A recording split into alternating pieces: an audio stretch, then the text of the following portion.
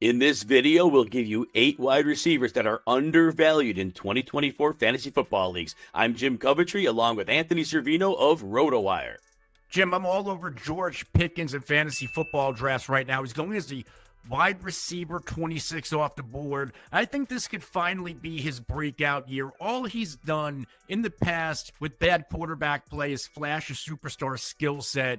And in games that he's played without Deontay Johnson, he was ranked as a wide receiver 13.5 point PPR in those games. And no matter who it is, whether it's Field or Russell Wilson, I believe it is an immense quarterback upgrade from anything he's had in the past. Probably the best Pittsburgh quarterback since beat up Ben Roethlisberger. Now, what Pickens does best, he's a big play waiting to happen. He was 10th in deep targets. And if he continues to get those deep targets this year from Russ or Justin Fields, I think this guy's going to flourish. Where George Pickens had always kind of struggled, catchable target rate, and it wasn't his fault. Only 68.9% of his targets last year. So 73 of 106 were catchable. That number is going to go up, but with the ball in his hands, he's deadly. He was number 1 amongst wide receiver in yards per reception and 5th in yards per target. I'm all in on George Pickens. Last year, he had 6 receptions over 40 yards, 5 games over 100 yards, and 6 games where he finished as a wide receiver 2 or better, 4 of which were wide receiver 1 weeks. Give me all the George Pickens in 2024. My first undervalued wide receiver is DJ Moore of the Chicago Bears. Now, Moore has at least 1,157 yards in 4 of the last 5 seasons. Also, he's durable. Never played less than 15 games in a season. And in the last 3 years, I should say, 17 games played. So he is a very reliable player. Now, Moore played with the duo of Justin Fields and Tyson Bagent last year. Yet, Moore went over 1,300 yards, and he had an 81st percentile yards after the catch rate. So he's excellent. But again, the quarterback play should be an upgrade. Caleb Williams should be an improvement on Justin Fields and Bagent, so we're looking forward to that. The Bears bring in offensive coordinator Shane Waldron, who did wonders with Geno Smith the last few years. Now, some are going to worry. Keenan Allen's there. He's going to command targets. Make no mistake. DJ Moore is one of the top receivers in the NFL. He is a true alpha who can win on any type of route all over the field. Keenan Allen, excellent possession receiver, can get open quickly. Even Romo Dunze, the rookie, we're excited about him. But DJ Moore should be the target leader easily, and he can improve upon that career year he had in 2023. You can get him, DJ Moore, close to wide receiver 20. I have him as a borderline wide receiver 1 in 12-team leagues. Jim, my next receiver is Rashee Rice, and all the offseason issues, they have his ADP right now pushed down to wide receiver 41. I think it's getting a little bit out of hand. We haven't heard much about a suspension, and like Alvin Kamara, he might not get suspended immediately, and we might be looking at a player in Rashee Rice who could serve out a suspension in 2025, which means right now it's an immense discount compared to what he could potentially bring. Remember, before all the off-the-field issues, we were talking about Rashee Rice as a potential big-time breakout receiver. I can't not draft him at this price point. Last year, he broke out a little bit late, but still finished as a wide receiver 28 fantasy points per game and wide receiver 27 overall in PPR. He earned the trust of Patrick Mahomes, which we saw, especially in the playoffs when it mattered most. They brought in Worthy. They brought in Hollywood Brown. You have Kelsey coming back. What that tells me is this team's going to throw the football and throw the football a lot. There's plenty of targets to go around. So I'm going to continue to draft Rice right now at cost.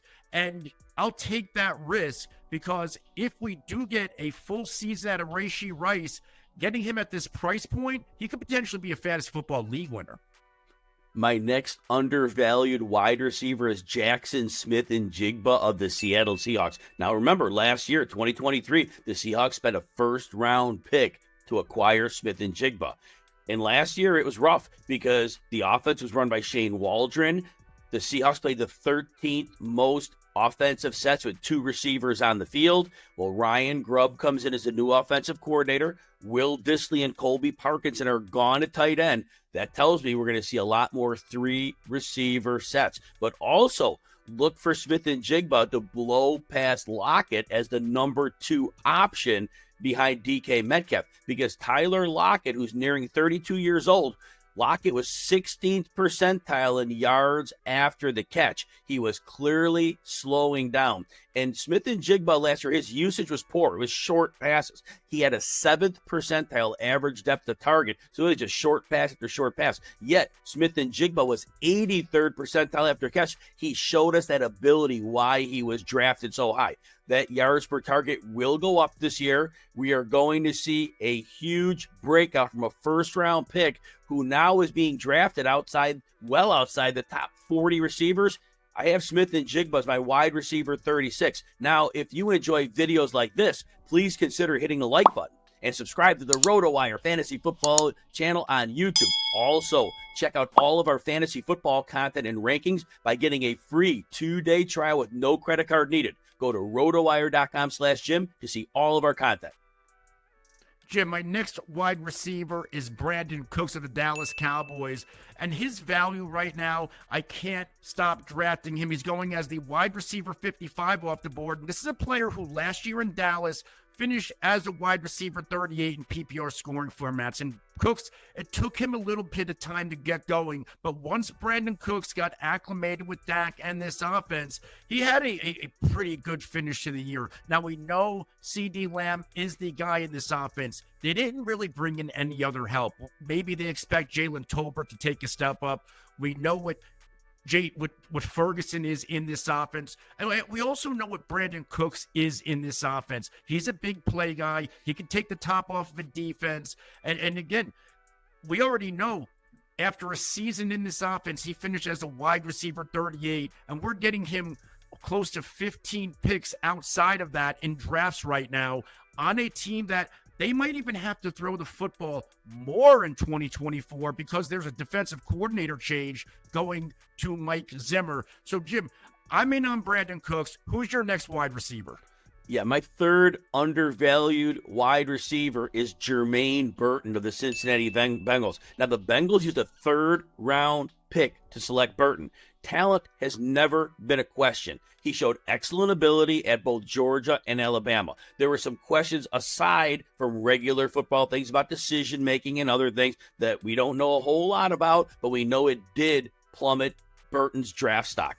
Burton ran a 4.45 40-yard dash, which gives him more than requisite speed on a Cincinnati passing attack that has Jamar Chase, it has T. Higgins, and this team, the Bengals, they need a slot receiver. Well, guess what? Burton was working in the slot during off-season work, and that is Burton's best opportunity for playing time. Remember, the Bengals play the most 3 receiver sets in the league. It's well over 70% of the time, so Burton would move into a high-volume role with defenses always having to roll coverage to Chase and Higgins. Burton should see plenty of space in the middle from one of the most accurate quarterbacks in the league.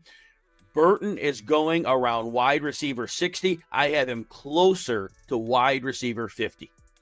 Jim, my last wide receiver is Darnell Mooney. I love the Falcons offense, and I love the addition of Darnell Mooney to this offense. He's going as the 62nd receiver off the board. This is a guy who goes into a situation, best quarterback he's ever played with Kirk Cousins, best offensive coordinator he's going to have calling plays in Zach Robinson. And Mooney really, outside of last year with DJ Moore, Darnell Mooney was the quote-unquote wide receiver 1 for the Chicago Bears, and he's really not a 1. He's at his right place next to Drake London being the 2. Mooney's never going to see double coverage again. And if we go back into the past, we know Darnell Mooney can handle volume. His first 2 years in the NFL, he had at least 98 targets, including a year with a $140 back in 2021. I think getting him as the 62nd receiver off the board is big-time value. Now, For Kirk Cousins, he has a long history of supporting high-end wide receiver twos. Now, I'm not saying Mooney's going to finish inside the top 24 as a wide receiver two, but drafting him outside the top 60, I think there's a realistic path for Darnell Mooney to finish inside the top 30 to 35 wide receivers in 2024. Jim?